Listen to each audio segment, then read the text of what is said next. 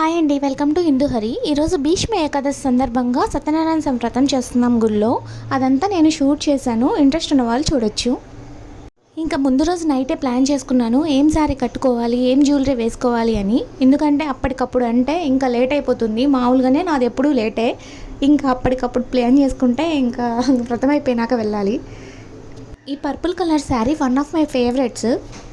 ఇది ఆల్రెడీ ఒకసారి నేను కట్టుకున్నాను, ఇది సెకండ్ టైము.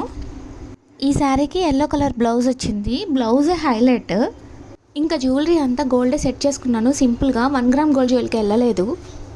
ఇలాంటి జార్జెట్ శారీస్లో కొంచెం స్లిమ్గా కనపడతాను కదా, సో అందుకే ఎక్కువగా ఇలాంటివే ప్రిఫర్ చేస్తాను. ఇంకా హెయిర్ స్టైల్ విషయానికి వస్తే ఎక్కువసేపు మనకి గాలికి చెదిరిపోకుండా ఉండాలి అంటే ఈ ఫ్రెంచ్ ఫ్లాట్ షేడ్ అయితే నాకు సెట్ అవుతుంది. ఈ నెక్లెస్ ఇప్పటి మోడల్ కాదు, ఇది పాత మోడల్, కొంచెం ట్రెడిషనల్గా ఉంటుంది కదా అని అది వేసుకున్నాను. నా దగ్గర మీడియం సైజ్ బుట్టకమ్మలు ఉన్నాయి. అవి చాలా సంవత్సరాల క్రితం తీసుకున్నాను. అప్పట్లో అవి ఒక్కొక్కటి తులం ఉండే. ఇప్పుడు కొనాలంటే బాబోయ్ గోల్డ్ రేట్ ఆమెనే పెరిగిపోతుంది. తులం వచ్చేసి నియర్లీ 1 lakh అవుతుందంట. ఈ కమ్మలకి చెంపసరాలు సెట్ చేసి పెట్టుకున్నాను. ఇవన్నీ నా పాత గోల్డ్, మళ్ళీ రీక్రియేట్ చేసినట్లు ఉంటుందని ఇప్పుడు పెట్టుకుంటున్నాను. నేను డైలీ వేర్కి చిన్నవి స్టడ్స్ పెట్టుకుంటాను. చాలా రోజుల నుంచి అవే ఉన్నాయి, అందువల్ల నా చెవి హోల్ చిన్నదైపోయింది. ఇప్పుడు బుట్టలు పెట్టుకుంటుంటే పట్టడం లేదు, దానికోసం గట్టిగా గుచ్చాల్సి వచ్చింది. ఇట్స్ హర్టింగ్, కొంచెం పెయిన్ అనిపించింది. హరి లేట్ అవుతుందని తొందర పెడుతున్నారు. ఇలాంటి టైంలోనే మనం చేయాల్సిన పనిని కరెక్ట్గా చేయలేము. ఆ చెంబసరాలు దానికి ఎక్కించడం నేను చాలా టైం పట్టింది, టెన్షన్ అయ్యింది నాకు. 2-3 ట్రయల్స్ తర్వాత పెట్టేసుకున్నాను. కమ్మలు చెంపసరాలు పెట్టుకోగానే ఏదో ట్రెడిషనల్ లుక్ అనిపించింది. సింపుల్ మేకప్ వేసుకున్నాను, just foundation, lipstick and Kajal. నాకు ఈ కమ్మలు పెట్టుకునే దగ్గరే చాలా టైం అయిపోయింది. ఫైనల్లీ బ్యాంగిల్స్ వేసుకున్నాను. బ్యాంగిల్స్ దగ్గర కూడా కొంచెం టైం పట్టింది. నేను కొంచెం లావ్ అయ్యాను కదా, బ్యాంగిల్స్ ఇంతకుముందు తీసుకున్నాను. టెన్షన్లో ఎక్కడ విరిగిపోతాయో అని భయం వేసింది, సో నిదానంగా ఎక్కించుకున్నాను. ఇంకో పక్క గుళ్ళో పూజారి కాల్ చేస్తున్నారు, ఇంకా రాలేదు ఏంటి అని. వాళ్ళు 7:30కి అని చెప్పారు, 8కి అంతా వచ్చేయండి అన్నారు. కానీ టైం 8:30 అయింది, కొంచెం లేట్ అయింది పిల్లల వల్ల. నార్మల్గానే ఎక్కడికన్నా వెళ్ళాలంటే కొంచెం లేటే అవుతుంది, బట్ ఈ మధ్య ఈ పిల్లల వల్ల ఇంకా లేట్ అయిపోతుంది. ఈ బ్యాంగిల్స్ అన్నీ వేసుకున్న తర్వాత నాకు ఒక థాట్ వచ్చింది, చేతికి ఒక కవర్ వేసుకుంటే ఈజీగా ఎక్కుతాయేమో కదా అని. ముందుగా వచ్చి ఉంటే త్వరగా అయిపోయేది. నెక్స్ట్ టైం ఈ ప్లాన్ ఇంప్లిమెంట్ చేయాలి. ఫైనల్లీ బ్యాంగిల్స్ ఎక్కించుకున్నాను. ఏంటంటే భయము, ఏదైనా ఒక్కటి విరిగినా ఆ రోజంతా ఏదోలా ఉంటుంది, ఎందుకంటే పూజకని వెళ్తున్నాం కదా. ఆల్మోస్ట్ అంతా రెడీ అయిపోయాను. ఇంకా ఫైనల్లీ రింగ్, ఈ రింగ్ నాకు హరి గిఫ్ట్ చేశారు మా 5th యానివర్సరీకి. పాత రోజుల్లో వేసుకుంటారు కదా వంకీ రింగ్, ఇప్పుడు మళ్ళీ అవి ట్రెండింగ్ అవుతున్నాయి కదా, నాకు కావాలి అని చెప్పి అడిగాను. ఈ లక్ష్మీదేవి రింగ్ తీసుకున్నాను. నా ఫింగర్స్ కొంచెం షార్ట్గా ఉన్నాయి కాబట్టి అంత అనిపించట్లేదు, లాంగ్ ఉన్న వాళ్ళకి చాలా బాగుంటుంది. ఇంకొక్కటే బ్యాలెన్స్ ఉంది, పూలు పెట్టుకోవాలి. పూలు పెట్టుకుందామంటే హరి ఇంటికి తీసుకురాలేదు, మనం వెళ్ళే దారిలోనే తీసుకుని గుడికి వెళ్దామన్నారు. నా దగ్గర సింధూర్ లిక్విడ్ స్టిక్ ఉంది, దాంతో పెట్టేసుకున్నాను. ఇప్పటికే లేట్ అయిపోయింది, త్వరగా వెళ్ళాలి. డైరెక్ట్గా టెంపుల్కి కాకుండా పూలు తీసుకుని టెంపుల్కి వెళ్ళాలి. సరే ఎలాగో అలా పూలు తీసుకుని టెంపుల్కి వెళ్ళి చూస్తే అందరూ మా కోసం వెయిటింగ్ అక్కడ. అంటే ఇక్కడ వ్రతం సామూహికంగా జరుగుతుంది, మాతో పాటు ఇంకా 2 pairs ఉన్నారు, సో వాళ్ళు వెయిట్ చేస్తున్నారనమాట. మేము వచ్చేసరికి ఇంకా పూజారి అన్నీ రెడీ చేసి పెట్టారు. ఇంకా మేము కూర్చోగానే పూజ స్టార్ట్ చేశారు. ఈ వ్రతం చేసుకోవడం 3వసారి. ఫస్ట్ మా పెళ్ళైన నెక్స్ట్ డే అండ్ మధ్యలో ఒకసారి మా అపార్ట్మెంట్లోనే చేసాము, ఇది 3rd టైము. ప్రతి సంవత్సరం భీష్మ ఏకాదశి రోజున అమ్మ వాళ్ళు ఖచ్చితంగా ఈ వ్రతం చేస్తారు.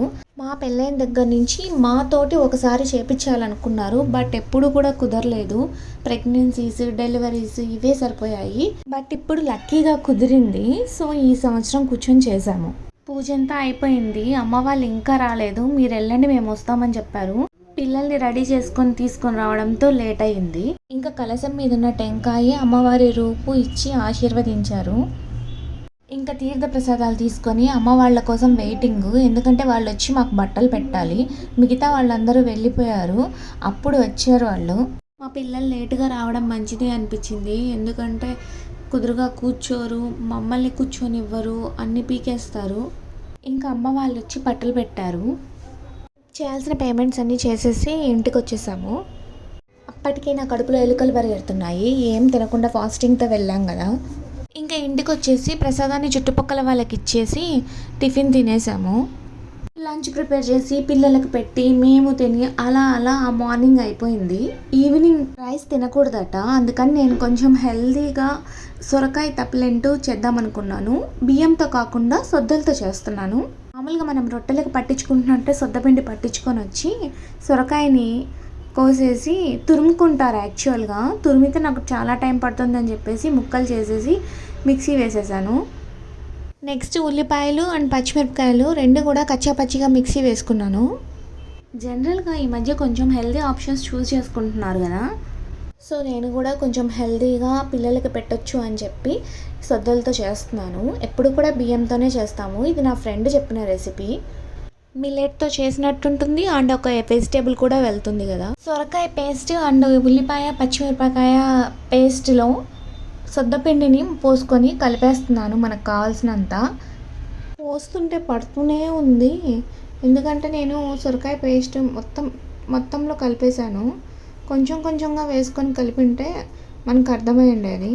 అండ్ ఇంకొకటి వాడొచ్చి చేతులు పెట్టడము, వాడిని పక్కకు తీసుకోవడము అస్సలు ఉండడు.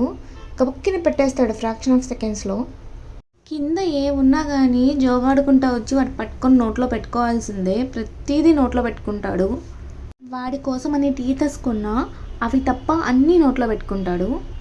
ఇంకా ఇందులోకి జీలకర్ర, తగినంత సాల్ట్, కొత్తిమీర, కరివేపాకు అండ్ నానబెట్టుకున్న పచ్చెనగపప్పు వేసుకొని కలుపుకోవాలి. మరీ లూజ్గా కాకుండా మరీ గట్టిగా కాకుండా మీడియంగా కలుపుకుంటే ఒత్తుకొని వేసేటప్పుడు విరిగిపోకుండా ఉంటాయి.